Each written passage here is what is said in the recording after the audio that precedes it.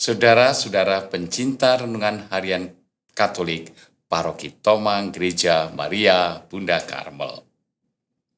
Saat kita melihat seorang yang kakinya terpotong sedang mengemis di pinggir jalan, hati kita tiba-tiba tersentak. Ada perasaan tidak nyaman, perasaan teraduk-aduk, perasaan berbelas kasih, itulah tepatnya. Karena itu ada gerakan dari hati untuk melakukan sesuatu bagi orang tersebut. Hal sederhana yang biasanya kita lakukan adalah dengan memberinya uang, meskipun tidak besar. Dengan melakukan itu, hati kita terasa lebih tenang. Saat melihat seorang yang kakinya terpotong di pinggir jalan, namun ia tidak duduk mengemis, melainkan menjajakan koran dan tisu, hati kita juga tergerak karena belas kasih. Tetapi ada yang berbeda. Belas kasih sekarang ditambah rasa kagum, rasa hormat. Ada unsur pujian di dalamnya. Pujian karena orang ini tidak menyerah dan mau tetap berusaha. Perasaan ini menggerakkan hati bukan hanya untuk memberi, tetapi memberi dengan lebih. Kita bisa jadi membeli koran dan tisu meskipun tidak membutuhkannya, dan kita membelinya dengan harga yang lebih. Hati tergerak untuk melakukan yang lebih dari sekedar memberi. Ada ketenangan dan kepuasan.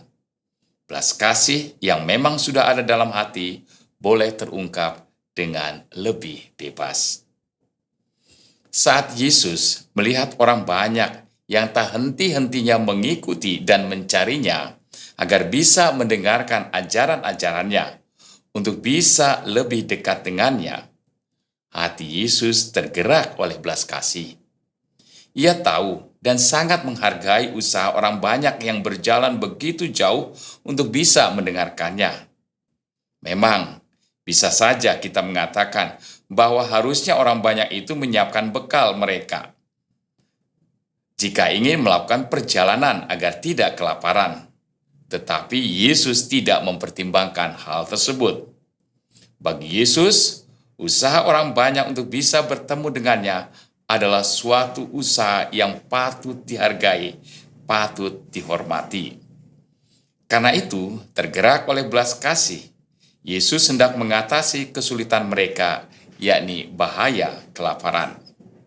Yesus tergerak oleh belas kasih, kagum dan menghargai usaha mereka yang mau dekat dengannya.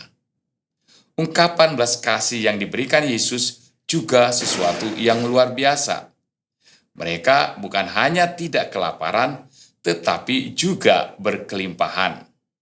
Mereka menyaksikan dan mengalami berkat yang tidak seberapa, yakni 5 roti dan 2 ekor ikan, telah mengatasi kelaparan mereka, dan mereka masih diberi kelimpahan makanan yang juga bisa mereka bagikan kepada orang lain. Usaha mereka untuk dekat dengan Yesus mendapatkan balasannya, bukan hanya materi, tetapi pengalaman iman, bahwa setiap upaya dilakukan untuk bisa selalu dekat dengan Yesus akan membawa berkat berlimpah, meskipun mungkin pada awalnya tidak ada jaminan apapun. Kita semua tentu ingin pula mendapat belas kasih Yesus. Kita juga percaya bahwa Yesus pastilah akan memberikan belas kasih-Nya kepada kita. Hanya saja, apakah kita cukup berusaha untuk tetap dekat dengan Yesus? Jika Yesus memberi berkat berlimpah kepada mereka yang selalu berusaha dekat dengannya, maka saat ini pun Dia pasti akan berbuat hal yang sama bagi kita yang selalu berupaya dekat dengan diri-Nya. Tuhan memberkati.